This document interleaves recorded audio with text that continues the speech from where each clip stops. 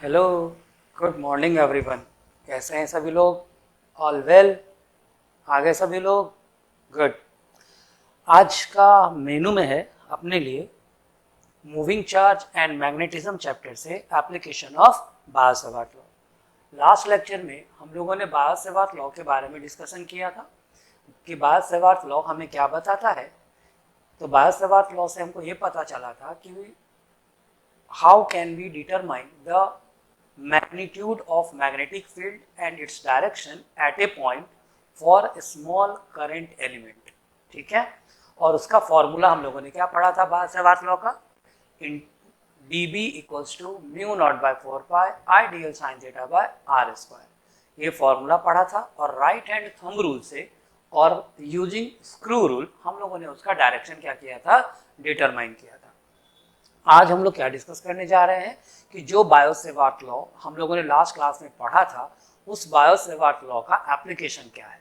ठीक है, ऐसे तो उसके बहुत सारे एप्लीकेशंस हैं, लेकिन कुछ इंपॉर्टेंट एप्लीकेशंस हमारे सिलेबस में जो कवर किए गए हैं हम उनको इन लेक्चर्स में डिस्कस करेंगे। ठीक है, तो आप सभी लोग एकदम पेन पेंसिल लेकर के अच्छे से तैयार हो जाओ। ओके, पहले यहाँ ध्यान दो, साथ में छापने की जरूरत नहीं है। Okay, I will give you the time then. तो आज बायो-सेवार्ट लॉ में सबसे पहले जो हम डिस्कस करने जा रहे हैं वह है magnetic field on the axis of current carrying conductor. ठीक है, कि करंट कैरिंग कंडक्टर के एक्सिस पर हम मैग्नेटिक फील्ड की वैल्यू कैसे फाइंड करेंगे। तो इसमें हमने क्या किया, सबसे पहले आप बायो-सेवार्ट लॉ थोड़ा देख लो कि बायो-सेवार्ट लॉ में ये जो आपने पढ़ा था, ठीक है, बायो-सेवार्ट लॉ, इसमें आपने क्या पढ़ा था कि इसमें कहा गया था कि आपके पास एक स्मॉल एलिमेंट है, बायो-सेवार्ट law.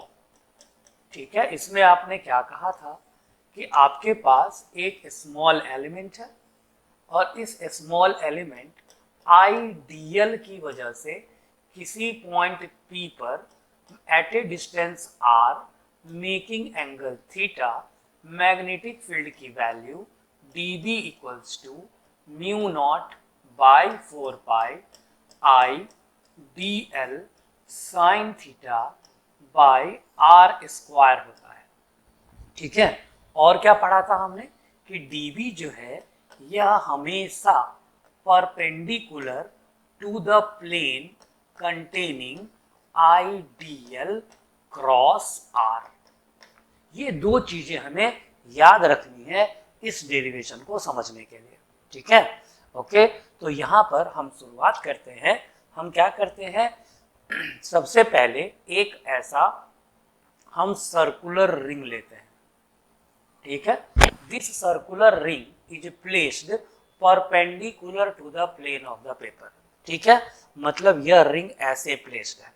Is that clear? This ring is placed like as, okay okay, perpendicular to the plane of the paper, जिसका हम रेडियस ले लेते हैं a। ठीक है, यहाँ r लिखा है तो r इज इक्वल्स टू आप a कह, ओके, जिसका ये आपका x एक्सिस है, ये आपका y एक्सिस है और ये इसका z एक्सिस है। Is that clear? तो ये इसके x, y और z एक्सिस हैं। ये इसका सेंटर O है। क्लियर? अब इससे कोई स्टेडी करंट जो है पास कर रहा है, यहां से I और यहां से I, तो एक स्टेडी करंट यहां से पास कर रहा है, जैसा कि आपको यहाँ फिगर में दिख रहा है। क्या दिख रहा है फिगर में आपको? कि यहाँ से करंट की वैल्यू जो है वह बाहर आ रही है और यहाँ से करंट की वैल्यू जो है वो अंदर जा रही है। Is that clear? तो टेंजेंशियली ऐसे रखा है तो यहाँ से अंदर जा रही है और यहाँ से बाहर आ रही है। This is the direction of the current. अब यह जो हमारा सर्कुलर कॉइल है, इस सर्कुलर कॉइल का ये एक्सियल पॉइंट होगा P। ठीक है, यहाँ पर इसका एक्सियल पॉइंट है P, जिसका डिस्टेंस हमने सेंटर से ले लिया है कितना? x। अब हमें इस सर्कुलर कॉइल के कारण at a distance x magnetic field की वैल्यू हमें क्या करनी है? फाइंड करनी है। अब हम अच्छी तरह से जानते हैं कि बायो-सेवार्ट लॉ जो है वह एक स्मॉल एलिमेंट के लिए, स्मॉल करंट एलिमेंट के लिए, आईडीएल के लिए है। Is that clear? अब इस पूरे रिंग के लिए तो हम बायो-सेवार्ट लॉ को एक साथ यूज नहीं कर सकते, इज दैट क्लियर? हमें उसमें क्या करना पड़ेगा, इस सर्कुलर रिंग के लिए भी हमें एक स्मॉल एलिमेंट कंसीडर करना पड़ेगा। अब बात यहाँ ये है कि यह जो हमारा रिंग प्लेस्ड है यहाँ पर, यह एक सिमेट्रिक फिगर है, 0 से पाई तक एक्सिस के ऊपर है और 0 से पाई तक, पाई से 2 पाई तक एक्सिस के नीचे है। इसीलिए हमें यहाँ पर एक अपर पार्ट के लिए एलिमेंट लेना पड़ेगा और एक लोअर पार्ट के लिए एलिमेंट लेना पड़ेगा। Is it clear to everybody? Done. तो अपन क्या करेंगे, यहाँ पर एक एलिमेंट यहाँ कंसीडर करेंगे dl, और ऐसा ही एक एलिमेंट यहाँ कंसीडर करेंगे dl। इसको एलिमेंट नंबर आप 1 कह दीजिए और इसको एलिमेंट नंबर 2 कह दीजिए। अब एक बार इस एलिमेंट के कारण यहाँ मैग्नेटिक फील्ड फाइंड करेंगे, ठीक है, लेट अस फाइंड, ठीक है।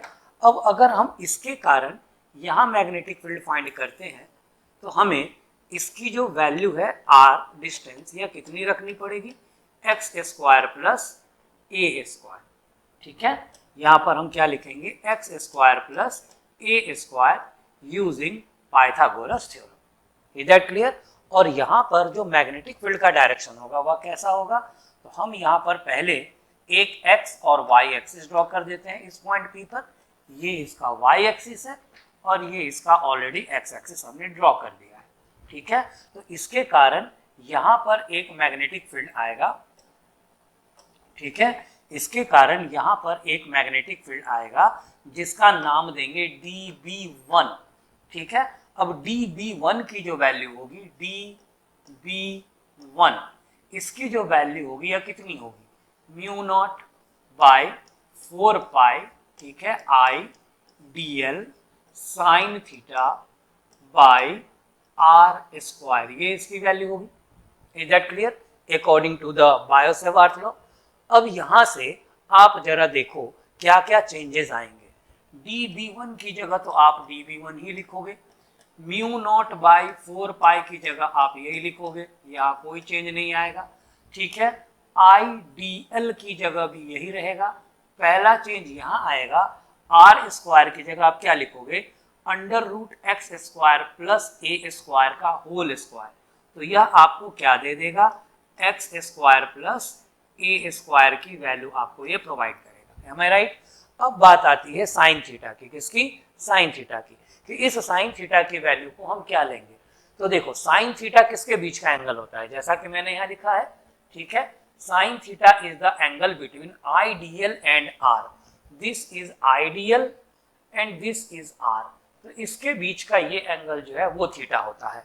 तो अब यहाँ पर आप देखिए IDL ये है और R ये है, तो देखने में यहाँ से नहीं लग रहा कि ये एंगल कितना होगा, पर फैक्ट क्या है कि यह जो आपका R है ये XY प्लेन में है और यह जो आपका DL है ये YZ प्लेन में है। Is that clear? तो ये दोनों प्लेन एक दूसरे के हमेशा क्या होते हैं, परपेंडिकुलर होते हैं। इसीलिए यहाँ पर DL और R के बीच का जो एंगल होगा वह 90 डिग्री लिया जाएगा। This is written as sin 90। Is that clear? तो यहाँ से आपको dB1 की जो वैल्यू है वह कितनी मिल जाएगी, dB1 is equals to μ0/4 pi I dl by x² plus a²। Clear है? आप इसको नंबर 1 कह दीजिए, sin 91 होता है इसीलिए हमने नहीं लिखा। डन है? तो यह आपका पहला मैग्नेटिक फील्ड आ गया dB1। अब अगर ये मैग्नेटिक फील्ड है तो magnetic field intensity is a vector quantity, तो वेक्टर क्वांटिटी होने की वजह से क्या होगा कि ये आपको डायरेक्शन भी प्रोवाइड करेगा। डायरेक्शन कैसे प्रोवाइड करेगा, तो याद करिए मैंने क्या लिखा है कि dB is perpendicular to IDL cross R, तो ये आपका R है, तो dB1 जो होगा ये इसमें परपेंडिकुलर होगा। Is that clear? dB1 की जो वैल्यू होगी वह परपेंडिकुलर होगी और यह जो आपका एंगल है ये 90 डिग्री पे आएगा। एम आई राइट? और dB1 इस y एक्सिस के साथ यहाँ कोई एंगल बनाएगा से फाई, तो this is the direction of dB1, जिसको आप P है यहाँ तो कोई और नाम दे दीजिए यहाँ पे से PM। तो आप यहाँ लिख सकते हैं कि dB1 का जो डायरेक्शन है वह क्या है, एलोंग PM है। तो यह जो वैल्यू आपको फाइंड हुई, यह वैल्यू किस एलिमेंट की वजह से थी? एलिमेंट नंबर 1 की वजह से। अब इसी का हम एलिमेंट 2 की वजह से फाइंड करेंगे। एलिमेंट 2 की वजह से जब फाइंड करेंगे तो आप देखिए वापस आप क्या लिखेंगे, dB2 is equals to mu not by 4 pi I dl sine theta by r square, यही लिखेंगे, यही फॉर्मूला है हमारा। पर अब वापस यहाँ से सारी बातें सिमिलर आएंगी। यहाँ से भी जो r का वैल्यू होगा, ठीक है, यह r की जो वैल्यू होगी वह कितनी हो जाएगी, एक्स स्क्वायर प्लस, सॉरी, यहाँ से जो r की वैल्यू होगी वह आपको कितनी मिलेगी, एक मिनट मैं थोड़ा फिगर को अरेंज कर देता हूँ, ठीक है, ये अंदर जा रहा है, ठीक है। r की जो वैल्यू है वापस यहाँ पर आपको कितनी मिलेगी, एक्स स्क्वायर प्लस ए स्क्वायर ही मिलेगी यूजिंग पाइथागोरस थ्योरम। तो यहाँ से आप dB की वैल्यू क्या लिख सकते हो, dB2 is equals to mu not by 4 pi, ऐसा ही लिखोगे, IDL, वापस ये हो जाएगा साइन 90, ठीक है, एंड देन r स्क्वायर की जगह क्या लिखोगे, एक्स स्क्वायर प्लस ए स्क्वायर एलोंग। अब इसका डायरेक्शन भी बता देते हैं, तो पहले वैल्यूज क्लियर कर लेते हैं यहाँ से। अब यहाँ साइन 90 की वैल्यू वापस कितनी हो जाएगी, 1 हो जाएगी। तो dB2 क्यों 90 डिग्री होगा, अभी जस्ट मैंने डिस्कस किया था कि dl और r जो है दोनों परपेंडिकुलर प्लेन में है, इसीलिए यहाँ पर क्या होगा, थीटा की वैल्यू 90 आएगी। तो आपको यहाँ से वैल्यू क्या मिल गई, mu naught by 4 pi IDL by x square plus A square. अब इसके डायरेक्शन की अगर बात करें तो इसका डायरेक्शन क्या होगा, वह वापस इस r के परपेंडिकुलर होगा। तो this will be the direction of dB2, जो यहाँ पर वापस एंगल फाई बनाएगा और ये एंगल वापस आपको 90 मिलेगी। बताइए, is that clear to everybody? यहाँ तक कोई डाउट है? अब देख लीजिए अच्छे से, हमने अपर एलिमेंट की वजह से मैग्नेटिक फील्ड फाइंड कर लिया, लोअर एलिमेंट की वजह से भी मैग्नेटिक फील्ड फाइंड कर लिया। अब यहाँ पर नंबर 1 और नंबर 2 को आप देखेंगे तो अनफॉर्चुनेटली आपको दोनों की वैल्यू जो है वह सेम मिलेगी। आप देख लो, ठीक है, आपको यहाँ से सॉरी dB1 और dB2 दोनों की वैल्यू जो है वह आपको सेम मिलेगी, आप देख सकते हो, ठीक है, कि dB1 की जो वैल्यू है वह इक्वल टू क्या है, dB2 है, दोनों की value. Is that clear? Magnitude जो है वह दोनों का क्या है, सेम है। डन। ये देखिए dB2 है और ये देखिए dB1 है, दोनों का जो मैग्नीट्यूड है वह क्या है, सेम है। तो अब क्या होगा कि ये जो दोनों हमने dB1 और dB2 फाइंड किया, ये दोनों वेक्टर क्वांटिटी है। जब भी कोई वेक्टर क्वांटिटी क्या करता है, कोई एंगल बनाता है, तो वह अपने कंपोनेंट्स में रिजॉल्व होता है। तो dB1 जो है इसके दो कंपोनेंट होंगे, पहला कंपोनेंट इधर होगा अब और दूसरा कंपोनेंट इधर होगा। अब इस कंपोनेंट का हम नाम क्या देंगे, तो देखो हमने पहले ही पढ़ा है कि अगर हमारे पास ऐसा कोई एक्स वाई एक्सिस है और ये हमारा कोई वेक्टर है से r और ये एंगल थीटा है, तो इसका एक कंपोनेंट r cos थीटा होता है और दूसरा कंपोनेंट r sin थीटा होता है। क्लियर है? ये हमारा कंपोनेंट कहलाता है। तो यह जो जिस पर एंगल बनता है वो बेस होता है और जो बेस होता है वो cos होता है और जो परपेंडिकुलर होता है वो sin होता है। तो आप यहाँ देखो, बेस यहाँ एंगल यहाँ बन रहा है, ठीक है, एंगल यहाँ पे बन रहा है, तो ये बेस होगा, तो ये dB1 का cos थीटा होगा और बचा कौन ये, तो यह dB1 का क्या होगा, sin थीटा होगा। डन है? वैसे ही आप अगर सेकेंड एलिमेंट को देखो तो सेकेंड एलिमेंट का ये देखो एंगल यहाँ बन रहा है फाई एंगल, तो यह जो एंगल फाई है इसका एक कंपोनेंट इधर आएगा जिसको dB2 cos फाई कहेंगे और एक कंपोनेंट इधर आएगा जिसको dB2 sin फाई कहेंगे। ठीक है, यहाँ गलती से मैंने थीटा लिख दिया है, ओके, ये फाई है।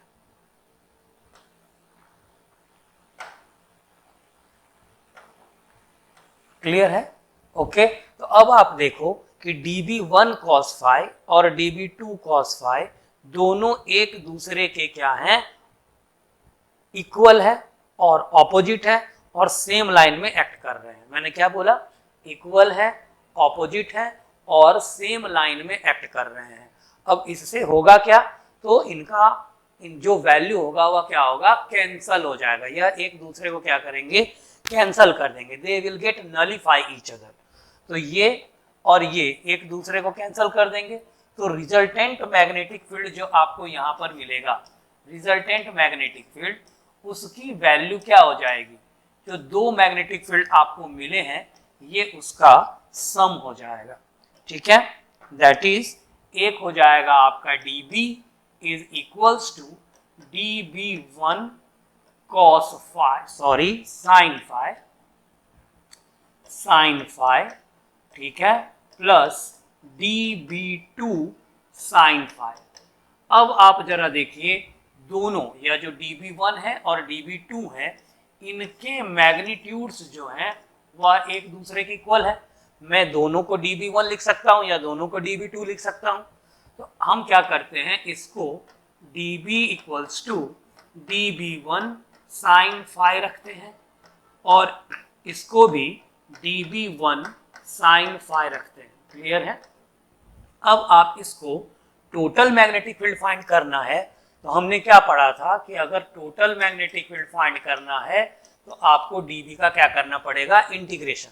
तो इसलिए अपन यहाँ से B is equals to integration of dB लिख सकते हैं, मतलब integration of dB1 sin phi लिख सकते हैं, plus integration of dB1 sin phi लिख सकते हैं।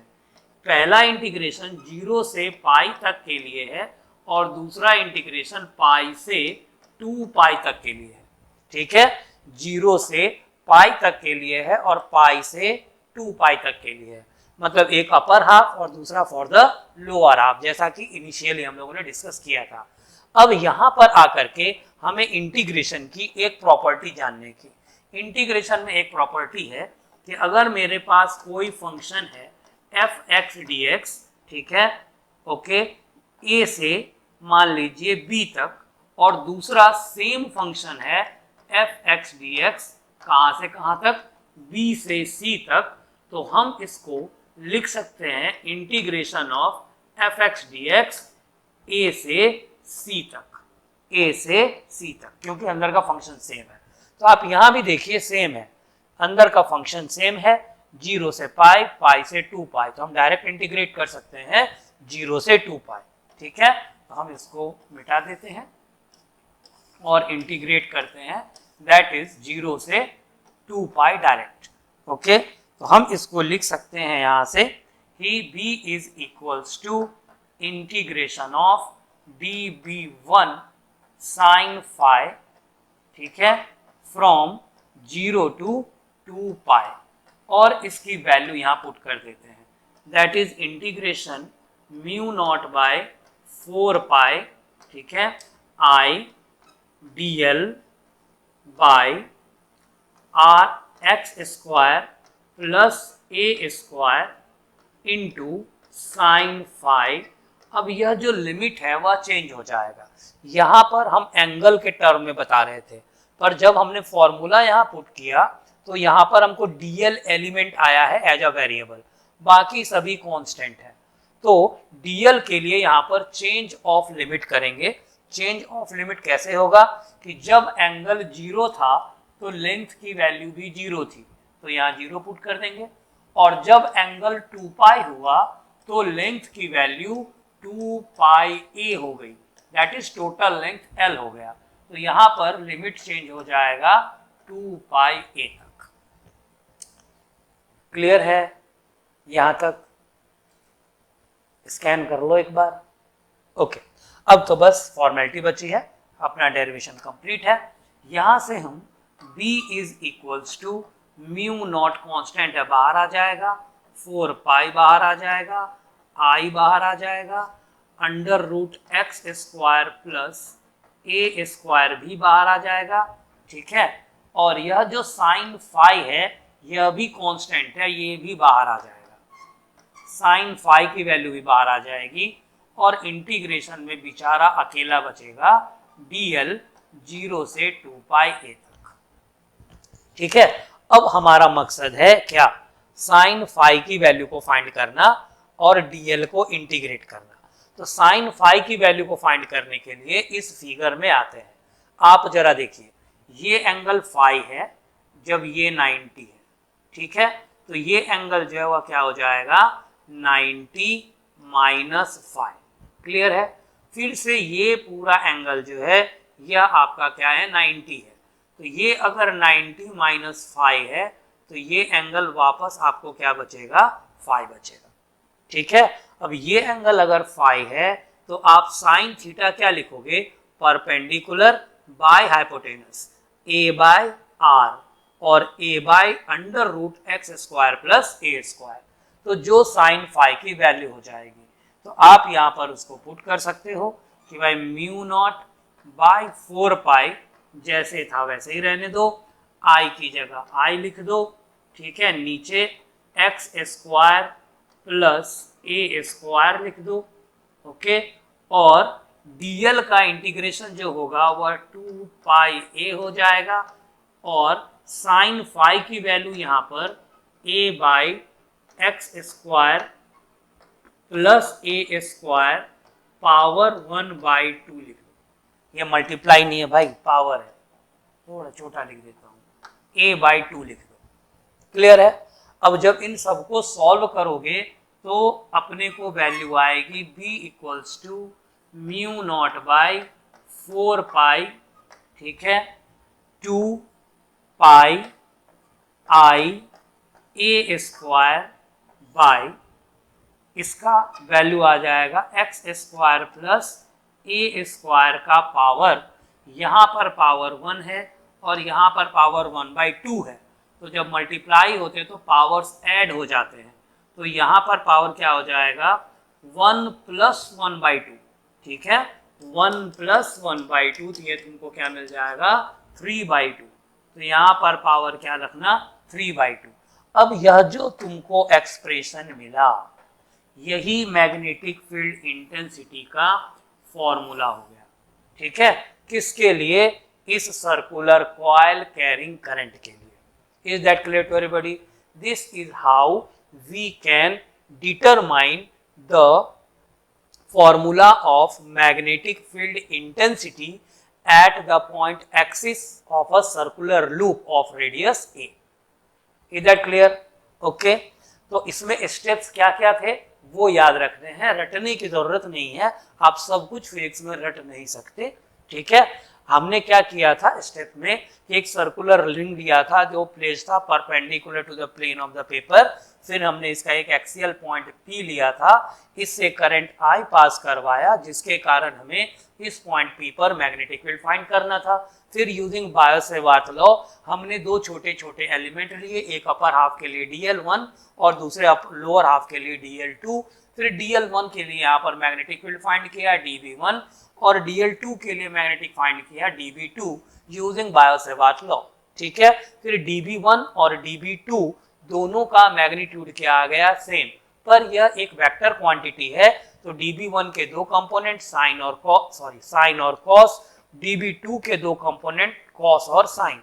ये cos component equal in magnitude opposite direction, they will cancel out each other and resultant magnetic field will be along x axis dv1 sin phi plus dv2 sin phi, और फिर हम लोगों ने उसको इस तरह से सॉल्व कर दिया। Is that clear?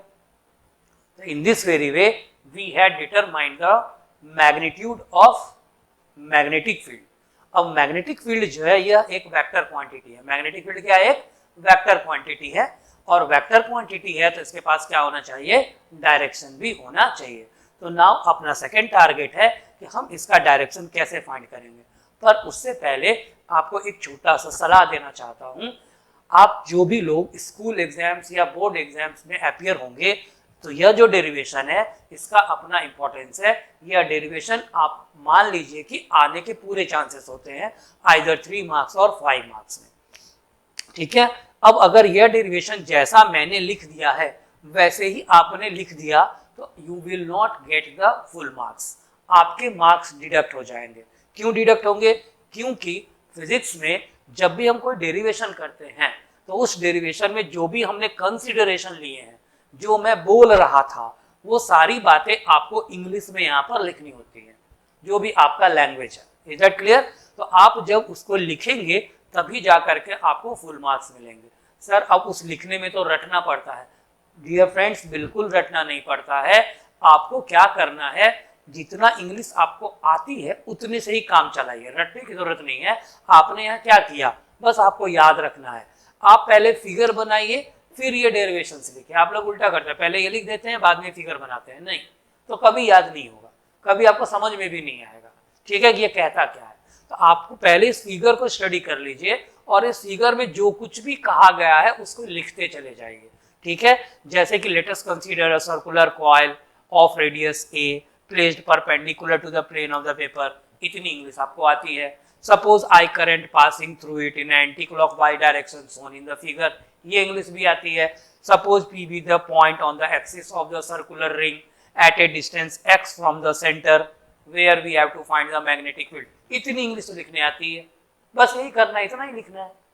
अब आप बोलेंगे सर ये लिखना जरूरी है? बिल्कुल जरूरी है भाई, बिल्कुल। क्यों? आप पिज्जा खाने जाते हो, उस पर टॉपिंग्स जो होते हैं वो क्या करते हैं, आपको अट्रैक्ट करते हैं। बिना टॉपिंग्स के अगर पिज्जा हो तो कोई इसको खाएगा? नहीं खाएगा, खाएगा भी तो मन से नहीं खाएगा। तो वैसे ही जो कंसिडरेशन होता है वह इस डेरिवेशन का एक पार्ट है, ठीक है। तो उस कंसिडरेशन के अपने मार्क्स होते हैं, तो you must have to write. कैसे कंसिडरेशन लिखा जाता है, चलिए मैं आपको वो भी एक बार ऑब्जर्व करवाता हूँ, ठीक है। देखिए, we can write the consideration like as कि कंसिडर अ सर्कुलर लूप, जैसा मैंने कहा है shown in the figure. Loop is placed in YZ plane, O is the origin, R is the radius, ठीक है। O is the origin, R is the radius, आप इसको label कर देंगे जैसे लिखा है। Let X be the point P from the center of the loop, consider the element DL जिसके कारण मैग्नेटिक फील्ड इतना होता है, फिर दूसरा एलिमेंट लेने का उसके कारण मैग्नेटिक फील्ड इतना ही होता है, फिर आइडियल साइन थीटा की वैल्यू 90 हो जाएगी।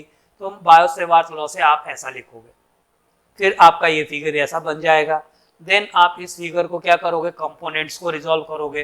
तो दो लाइन लिख देने का कि dB1 dB2 दोनों साइन और कॉस में चेंज हो जाएंगे। In this very way then final do the integration, ठीक है, and by writing it come to the result.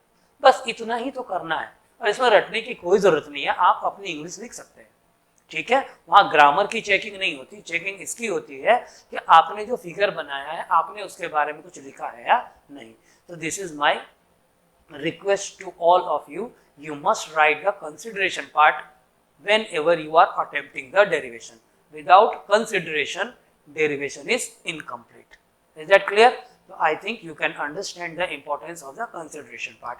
I had already given here कि how can we write, ठीक है।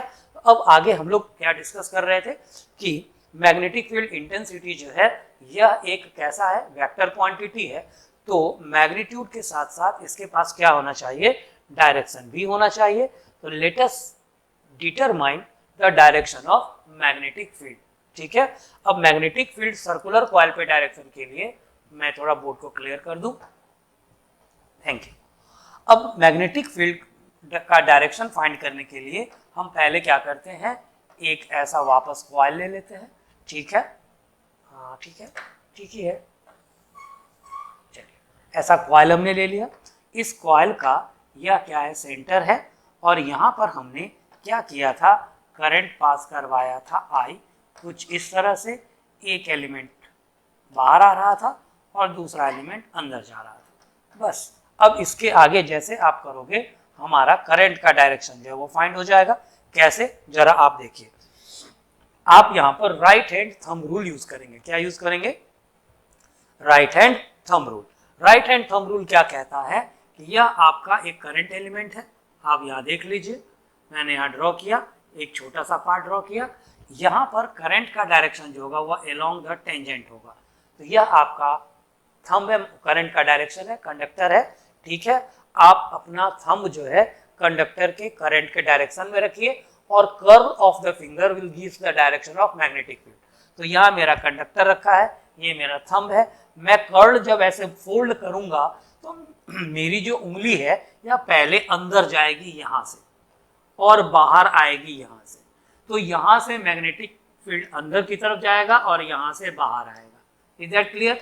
मतलब यहाँ से बाहर आएगा, मतलब यहाँ से भी बाहर आएगा, मतलब यहाँ से भी बाहर आएगा, ऐसे ही बाहर आएगा। तो ये अपर हाफ के लिए हो गया।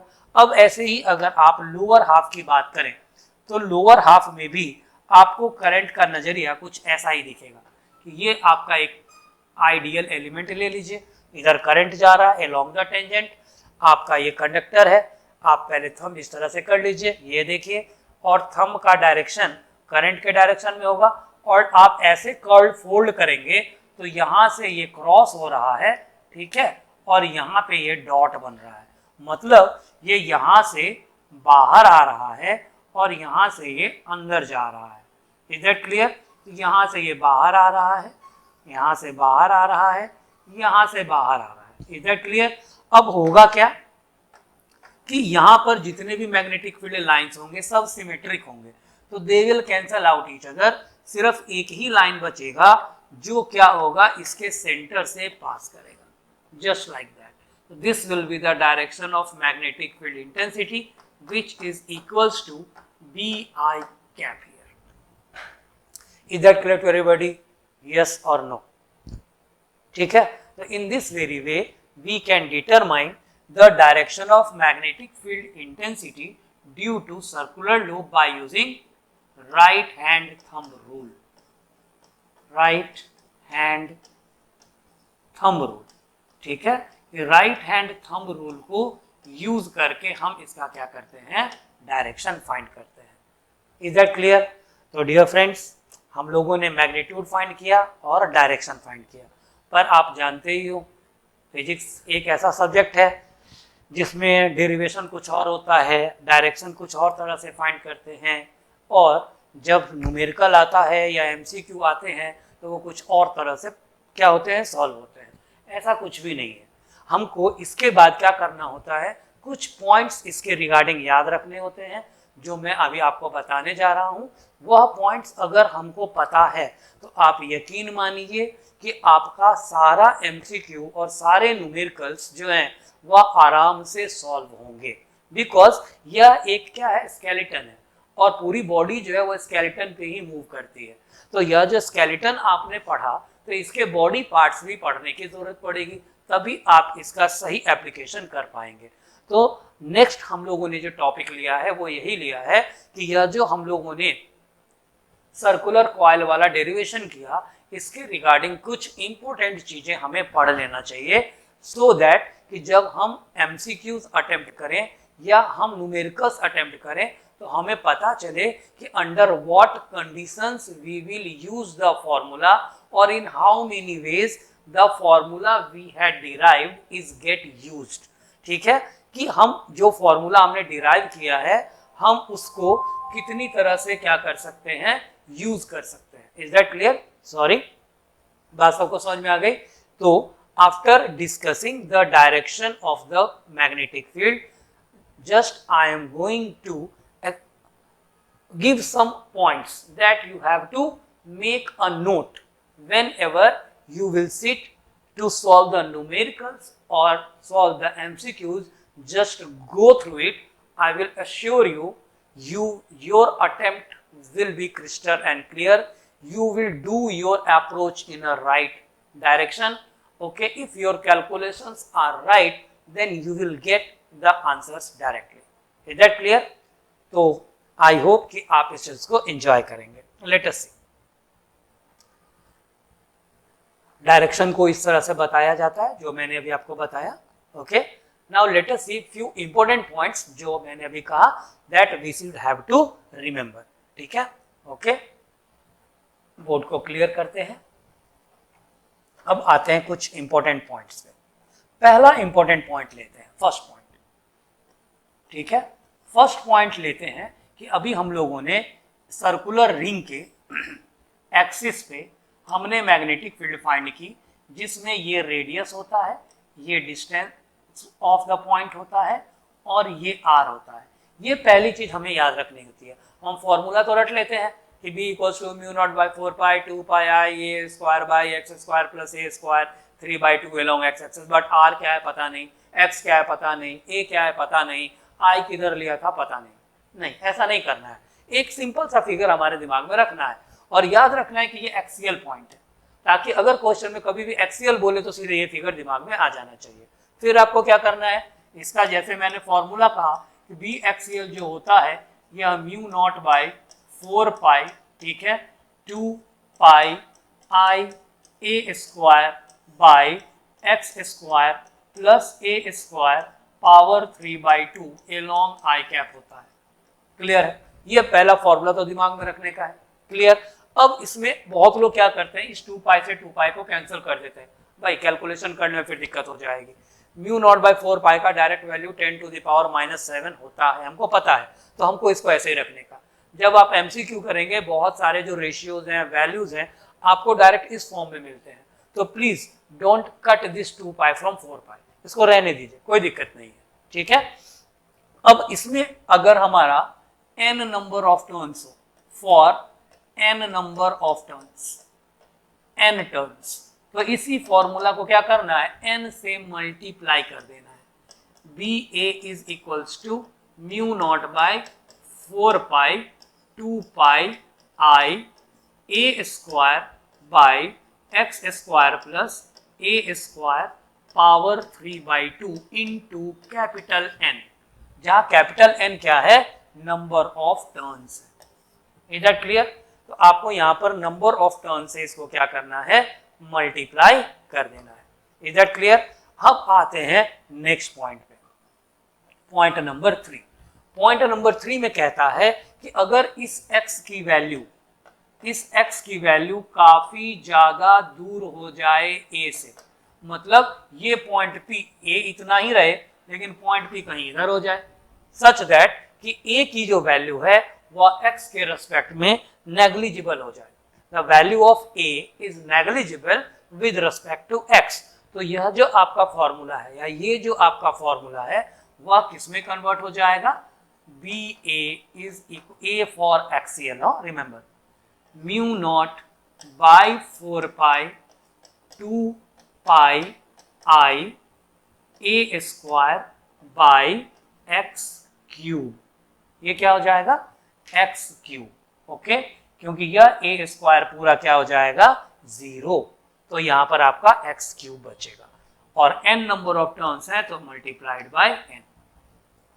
Is that clear? This is the third point. Now come to the fourth point. Okay, ये सारी चीजें आपको मैं जैसे 6-7 पॉइंट लिखूंगा ना, ये पूरा टॉपिक आपका एकदम क्रिस्टल क्लियर हो जाएगा, there should be no doubt. और जब आप एमसीक्यू या न्यूमेरिकल सॉल्व करने बैठेंगे ना, एक बार रीडिंग डालते ही, 2 बार रीडिंग डालते ही मक्खन की तरह एकदम सारे प्रॉब्लम सॉल्व हो जाएंगे। क्लियर है? आप करके देख लेना। ओके, अब आप देखो यहां पर आपने देखा कि पाई ए स्क्वायर लिखा हुआ है, पाई ए स्क्वायर, तो pi A square area of the coil है। पाई ए स्क्वायर क्या है, एरिया ऑफ द कॉइल है। ठीक है, हम इसको कैपिटल ए से रिप्रेजेंट करेंगे। तो यह जो आपका फॉर्मूला है, पाई ए स्क्वायर के बाद साथ में देखिए आई भी लगा हुआ है, तो अब आप उसको आई ए लिखेंगे और बगल में एन भी है, तो यहाँ आप एन भी लिख लीजिए। तो ये एन आई ए जो है, इसको बोला जाता है फिजिक्स में मैग्नेटिक मोमेंट। क्या बोला जाता है, मैग्नेटिक मोमेंट। ठीक है, और इसको कैपिटल एम से रिप्रेजेंट किया जाता है, और यह राजा है, क्राउन है इसके माथे पे, वेक्टर है ये। ठीक है, it is a vector quantity having unit ampere metre square, और इसका दूसरा यूनिट भी जूल पर टेस्ला भी है। ठीक है, आगे जाकर आप देखोगे जूल पर टेस्ला भी इसका यूनिट है, और इसको आप कह सकते हो कि इसका जो डायरेक्शन होगा यह क्या होगा, नॉर्थ टू साउथ होगा। इसका डायरेक्शन हमेशा क्या होगा, नॉर्थ टू साउथ होगा। अब अगर मेरे को ये 4 पॉइंट्स पता हैं तो आप देखोगे कि यह जो आपका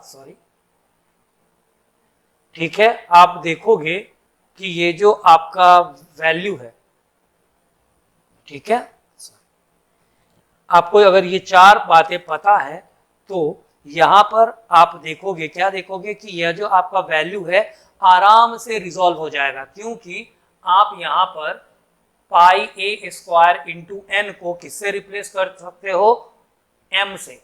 M is the magnetic moment. Clear है यहां तक? ओके, सॉरी क्या हो रहा भाई,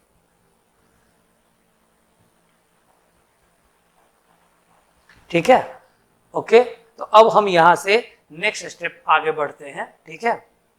इसमें अपन इसको क्या लिख देते हैं, इस पूरे की जगह को हम यहां से क्या लिख सकते हैं, म्यू नॉट बाई 4 पाई, ठीक है, 2 आप रहने दीजिए यहाँ पे, पाई ए स्क्वायर की जगह ए हो जाएगा, तो ये हो जाएगा आई ए, एन भी इसमें इंक्लूड हो गया, upon x cube, sorry upon x cube, ऐसा लिखेंगे, ठीक है, ओके।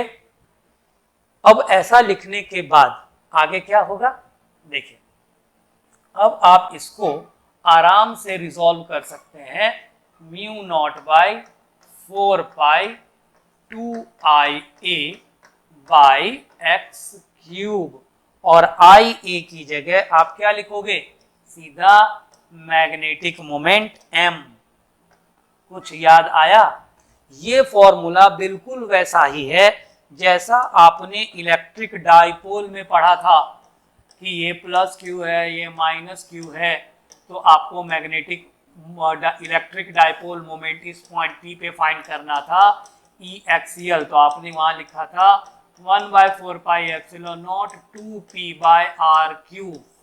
आप देखिए यह फॉर्मूला भी बिल्कुल वैसा ही है, इसीलिए यह भी एक डाइपोल की तरह क्या करता है, काम करता है।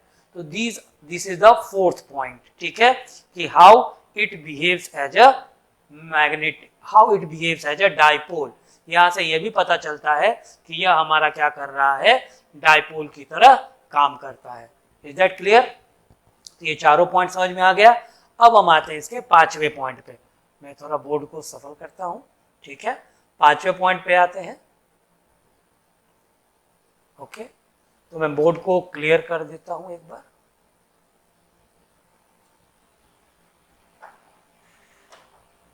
देखिए अब हम अगर 5वें पॉइंट की बात करें तो 5वें पॉइंट पे मेरा टॉपिक है कि अब मैं यहाँ फॉर्मूला लिख देता हूं ताकि आप लोगों को पता चलता रहे कि यहाँ हो क्या रहा है, ठीक है। फॉर्मूला में B is equals to mu not by 4 pi, ठीक है, 2 pi I A square by x square plus A square power 3/2 along I cap, ठीक है। इसी फॉर्मूला का पोस्टमार्टम चल रहा है। अब 5th में आते हैं, तो यह 5th पॉइंट में कहता है कि अगर हमारा यह सर्कुलर रिंग था, ये x था, ये a था और ये r था, ये पॉइंट P था, तो अगर कहता है यहाँ पे कि x की वैल्यू हमको क्या कर देनी है, 0, जैसे x की वैल्यू हम 0 करेंगे तो यह पॉइंट कहाँ पर आ जाएगा, सेंटर पे आ जाएगा, ओके। तो जैसे x को यहाँ से 0 करेंगे तो यह जो हमारा फॉर्मूला है B का, यह सेंटर पे आ जाएगा और इसकी वैल्यू हो जाएगी mu not by 4 pi 2 pi I by a, बाकी सारे कैंसिल हो जाएंगे और n टर्न्स के लिए multiplied by n। Is that clear? n turns के लिए मल्टीप्लाई बाय n, ओके। इसी को हम कभी कभी ऐसा भी लिख देते हैं, that is mu not I by 2a into n। जैसा कि मैंने अभी आपसे कहा है कि इस फॉर्मेट में ना जाएं, इसको याद रखें, दैट इज बेटर, ठीक है। अब यहां पर आपको डायरेक्शन थोड़ा सा अगर पता लगाना हो तो देखिए ये आपका सर्कुलर रिंग हो गया, ये सेंटर हो गया, ये इसका रेडियस a हो गया। अब इसमें अगर करंट का डायरेक्शन मान लीजिए कि इधर से इधर की तरफ है, तो यहाँ आप ऐसे बना दीजिए, यहाँ ऐसे, और इसको मिला दीजिए। तो देखिए सामने का फेस जो है यह आपका क्या आ रहा है, नॉर्थ पोल आ रहा है। तो अंदर जो होगा ये यदि नॉर्थ है तो पीछे वाला ऑटोमेटिक साउथ होगा बाय डिफॉल्ट, और मैग्नेटिक फील्ड का डायरेक्शन हमेशा साउथ से नॉर्थ होता है। तो यहाँ पर मैग्नेटिक फील्ड का डायरेक्शन आपको क्या मिलेगा, डॉट। डॉट का मतलब आपको पहले भी बताया था, एलोंग के कैप।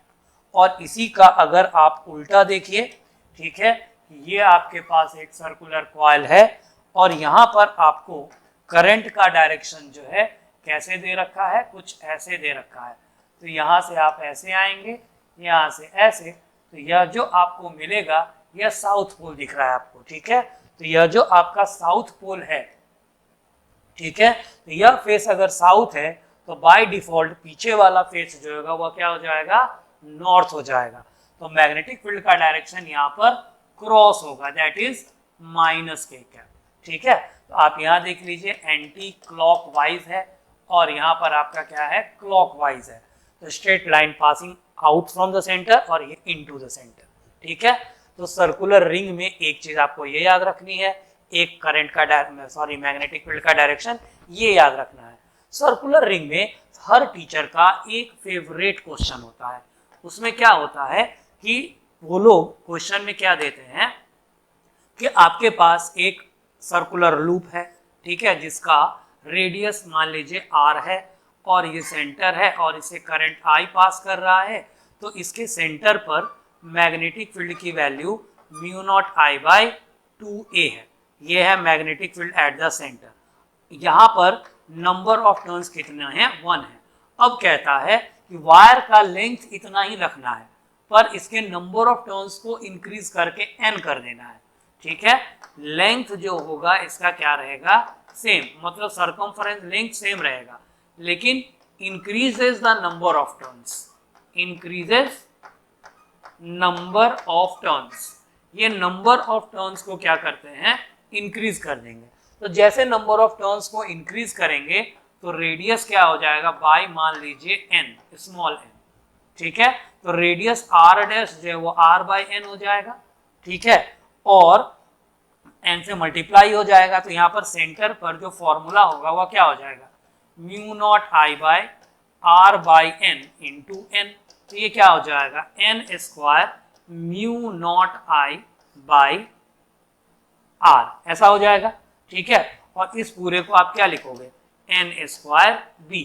तो नया जो आपका मैग्नेटिक फील्ड होगा इसकी जगह पर अब ये हो जाएगा। Is that clear, okay.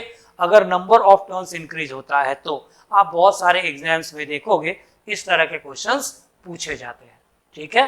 तो 5th पॉइंट में आप ये चीज एक याद रखोगे, ठीक है। कम टू द 6th पॉइंट, ठीक है।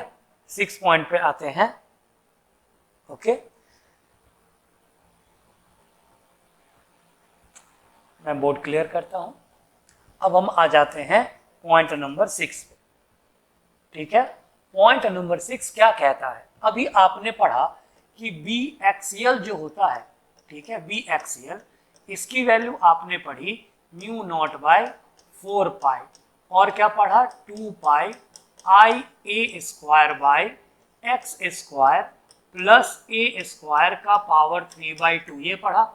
और बी सेंटर आपने क्या पढ़ा, बी सेंटर आपने पढ़ा mu not by 4 pi 2 pi I by a, ये पढ़ा आपने, ठीक है। Is that clear. अब अगर आप इन दोनों को डिवाइड कर दो, दैट इज बी सेंटर को आप डिवाइड कर दो बी एक्सियल से, क्लियर है। तो आपको पता है क्या मिलेगा, यहाँ पे आपको मिलेगा यहाँ पे एक्स स्क्वायर प्लस ए स्क्वायर का पावर 3/2 अपॉन ए क्यूब, ये मिलेगा वैल्यू। और आप इसको सॉल्व करो तो यह आपको मिलेगा x square plus A square by A square power 3/2। और आप इसको सॉल्व करोगे तो यह आपको मिलेगा x square by A square plus 1 पे पावर 3/2। और आप इसको सॉल्व करोगे तो it should B 1 plus x square by A square power 3/2। अब यह रेशियो अगर आपको याद है तो डियर फ्रेंड्स, कोई भी एमसीक्यू का पेपर बने और बायो सेवार्थ लॉ का एप्लीकेशन हो और इस पे सवाल ना आए, ऐसा बहुत कम होता है। कोई एक न एक क्वेश्चन आपको इस रेशियो पे जरूर मिलेगा। या तो आपको ये रेशियो दिया हुआ होगा, एक्स कहेगा फाइंड करने, एक्स और ए दिया होगा, रेशियो कहेगा फाइंड करने। Is that clear? इस बार भी जेई का जो पेपर आया था 2026 अप्रैल में भी यह क्वेश्चन जो है जेई मेंस में इस रेशियो पर एक क्वेश्चन था। Is that clear? तो इस रेशियो को आप अच्छा खासा याद रखिए। कैसे आया मैंने बता दिया, आपको ये वैल्यू याद है तो आंसर फट से आ जाता है। क्लियर है? Okay, now look at the 7th point कि 7th पॉइंट क्या कहता है। ठीक है, 7th पॉइंट जो है मैं बोर्ड क्लियर कर रहा हूं। 7th पॉइंट क्या कहता है?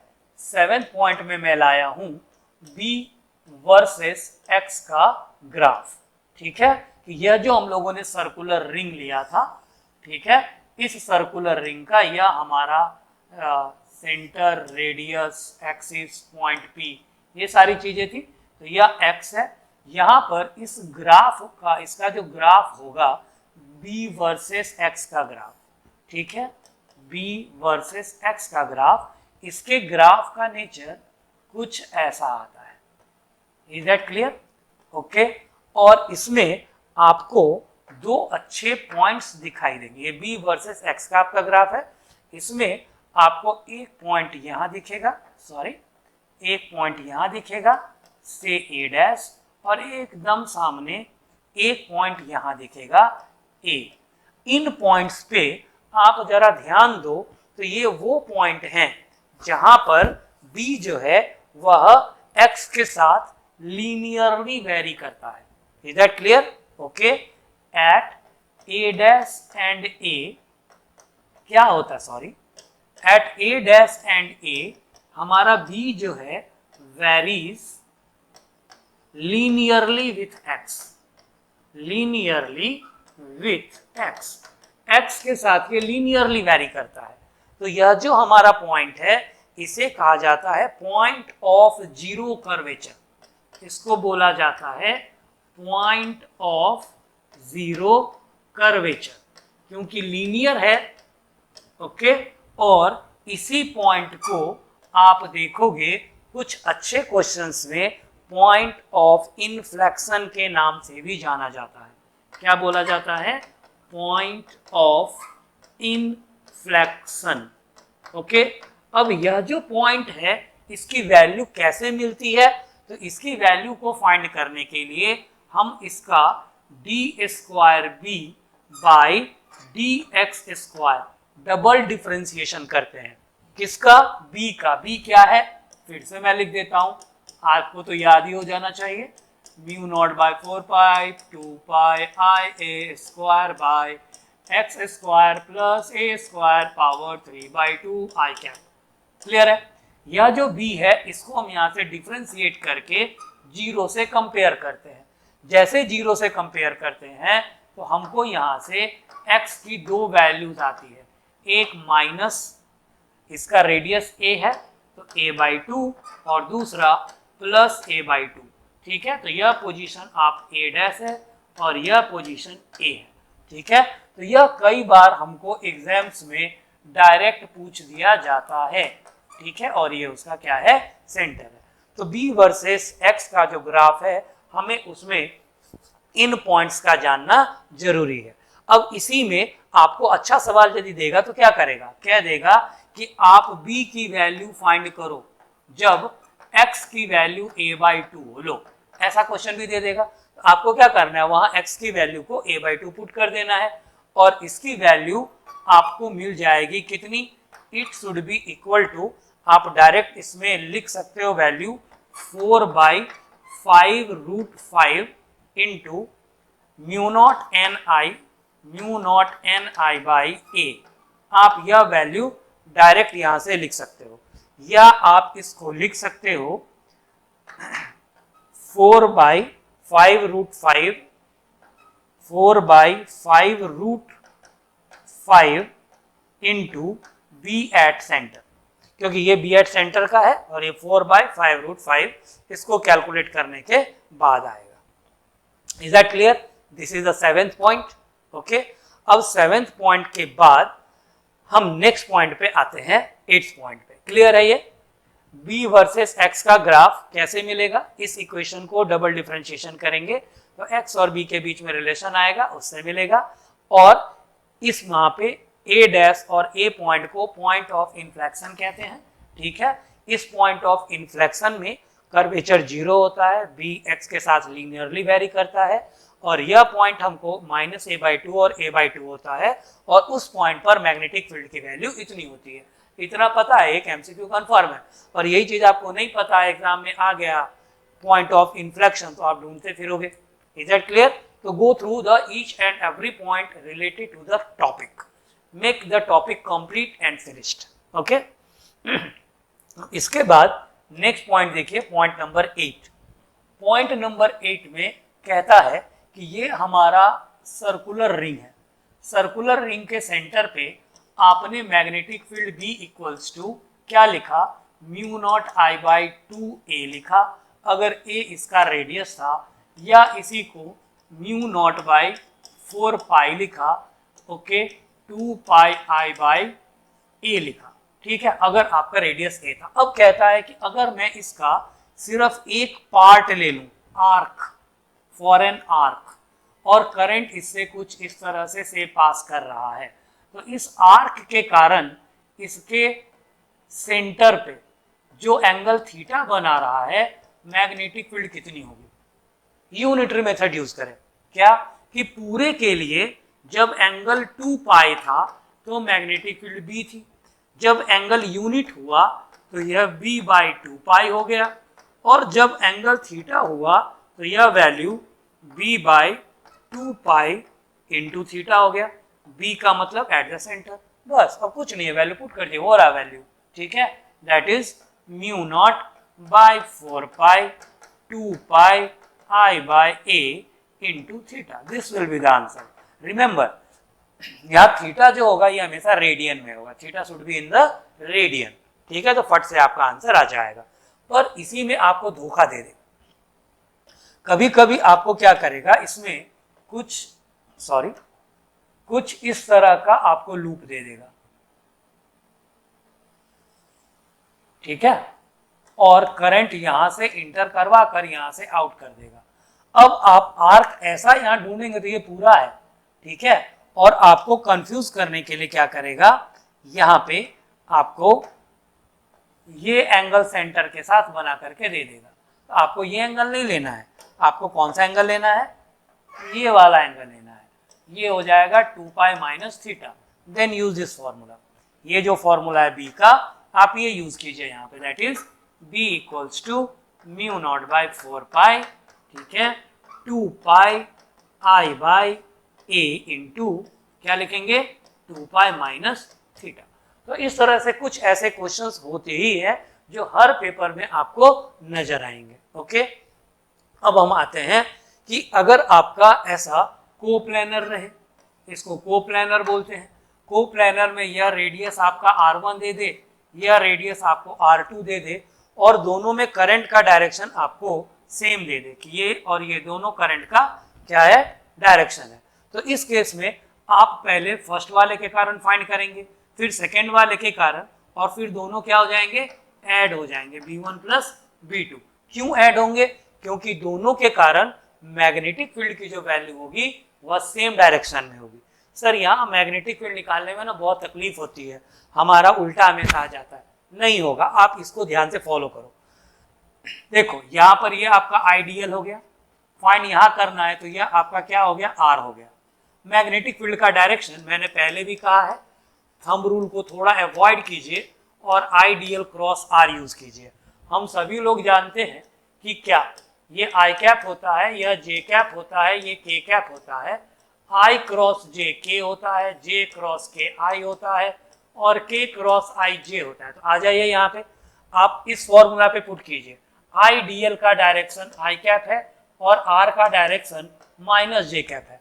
तो आप यहाँ क्या लिखोगे, i क्रॉस माइनस j, पहले आप माइनस को बाहर कर दो तो ये क्या हो जाएगा i क्रॉस j, तो i क्रॉस j क्या होता है k और साथ में माइनस, तो यहाँ पर डायरेक्शन क्या हो गया माइनस k क्या, गेटिंग मी और नॉट, ठीक है।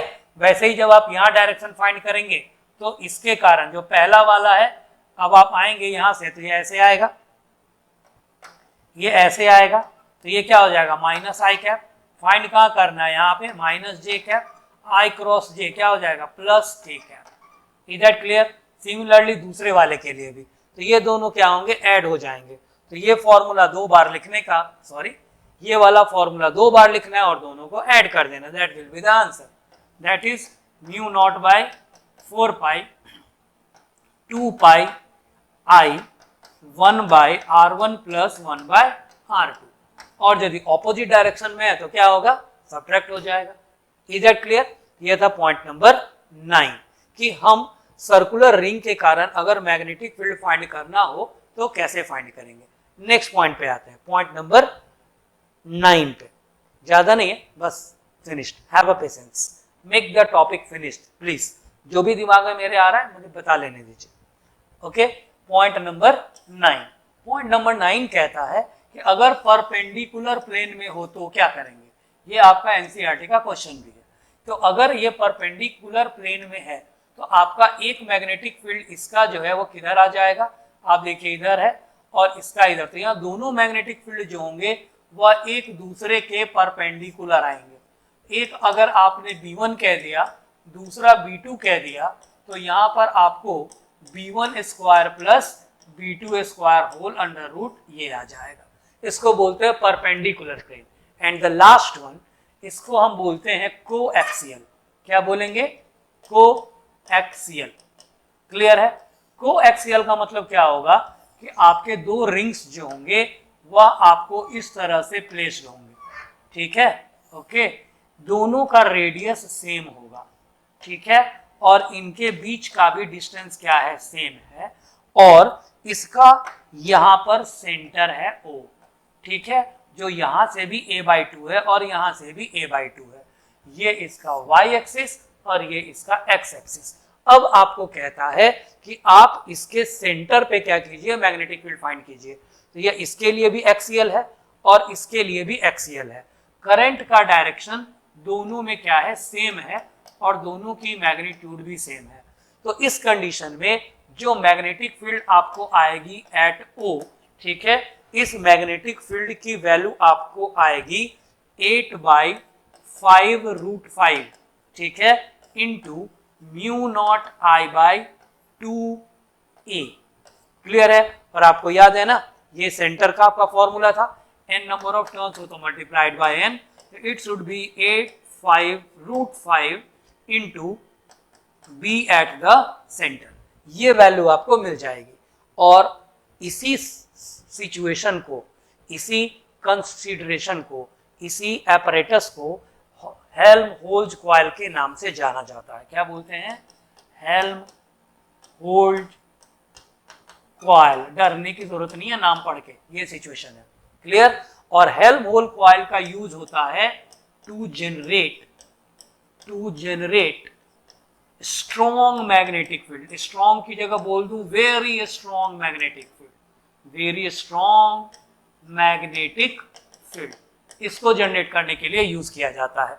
ये जनरली आपको स्पेस वगैरह में जाने के लिए, जो स्पेसशिप होते हैं उसको बाहर भेजने के लिए, अर्थ के मैग्नेटिज्म को ओवरकम करने के लिए यूज होता है। MRI स्कैन सेंटर जो होता है वहां पर यूज होता है, ठीक है, जहां पर बहुत ज्यादा आपको क्या करना हो मैग्नेटिक फील्ड यूज करना हो, स्ट्रॉन्ग मैग्नेटिक फील्ड, ठीक है। और इसका यदि आप ग्राफ ड्रॉ करोगे तो इसका ग्राफ जो है वह आपको कुछ ऐसा मिलेगा, पहले एक इसके लिए मिलेगा, दूसरा इसके लिए मिलेगा, ठीक है, तो यह कुछ आपको ऐसा, और दूसरे के लिए अगर मैं ड्रॉ करूं तो ये कुछ आपको, सॉरी थोड़ा, और दूसरे के लिए अगर मैं ड्रॉ करूं तो ये आपको यहां से कुछ ऐसा मिलेगा।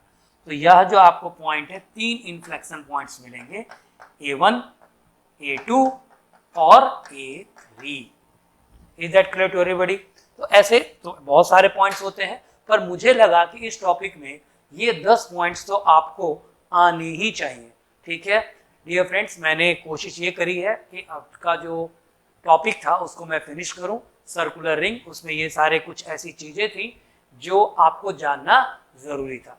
Is that clear? I hope कि आप लोगों ने क्लास को इंजॉय तो जरूर ही किया होगा। ठीक है, और इसमें जो कुछ भी मैंने बताने की कोशिश की है आप उसको एक बार गो थ्रू जरूर कीजिएगा। ठीक है, सो दैट कि आपका कंसेप्ट जो है वह क्या हो जाए, क्लियर हो जाए, अंडरस्टैंडिंग पूरी क्लियर रहे। ठीक है, तो अभी के लिए इतना ही रखते हैं, फिर नेक्स्ट लेक्चर में मिलते हैं नेक्स्ट एप्लीकेशन के साथ।